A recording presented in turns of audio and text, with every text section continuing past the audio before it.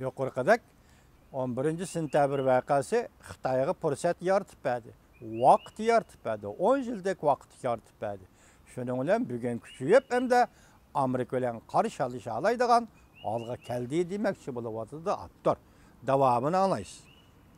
Amerika nashr qilingan davlat manfaat jurnali e'lon qilgan maqolasida siyosiy obzorchi Frank Chingning so'zlaridan naql keltirib, bunday ko'rsatdi.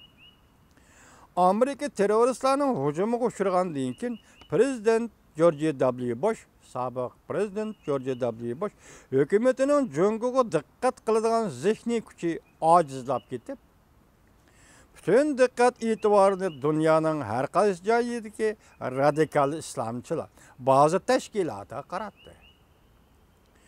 Iroq va Afg'oniston urush qo'zg'adi. Bu urushga Amerika Qo'shma Shtatlari $1 trillion ortiq pul xarjladi. Amerikaning o'g'il qizlaridan 6000 nafar kishi vafot bo'ldi. Amerika intayin eg'ir ziyon tortdi. Washington ot kuchini O'rta Sharq va Afg'onistonga markazlashtirganda jungo zehniy kuchini to'plab iqtisodni zo'r kuch bilan taraqqiy qildirib, har qaysi davlatlar bilan, hatto Amerika sal qaragan davlatlar bilan tashqi munosabatlarni o'rnatdi. 2001 yildan 2010 yilgacha 10 yil ichida Jungoning iqtisodi 4 qatlandi. Milliy daromadi dunyoviy ishlab chiqarishning 20%ni tashkil qilib, dunyo iqtisodini taraqqiy qildirishning motoriga aylandi. Amerika nashr qilingan davlat manfaati jurnalida e'lon qilingan yuqorqi maqolada yana bunday ko'rsatildi. Bu 10 yil Jungo bosh ko'targan halqiliq 10 yil bo'ldi. Jungo şuna Osama bin Laden'ga əxlaqi cəhətdə, hissiyat cəhətdə qarzdar olub qaldı. 11 sentabr vəqəsi tarixə aylandı.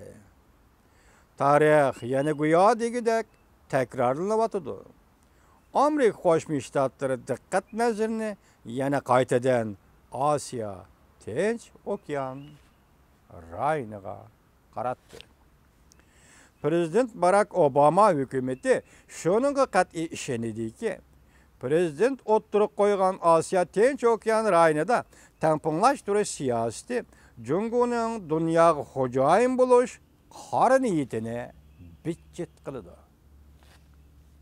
Balki bu nishon allaqachon Amerika Qo'shma Shtatlarining tashqi siyosatida intayin muhim vazifaga aylandi. Dikkat, tekrarlayman vatandaşım. Prezident Barack Obama hükümeti şununla qat'iy ishonadi ki, prezident o'ttirib qo'ygan Amerikaning Tinch okean va Osiyo rayonida tamponlashtirish siyosati Jungoning dunyoga xo'jayin bo'lish qor niyatini bitchit qiladi. Balki bu nishon Amerika Qo'shma Shtatlarining tashqi siyosatida allaqachon muhim, intayin muhim vazifaga aylandi.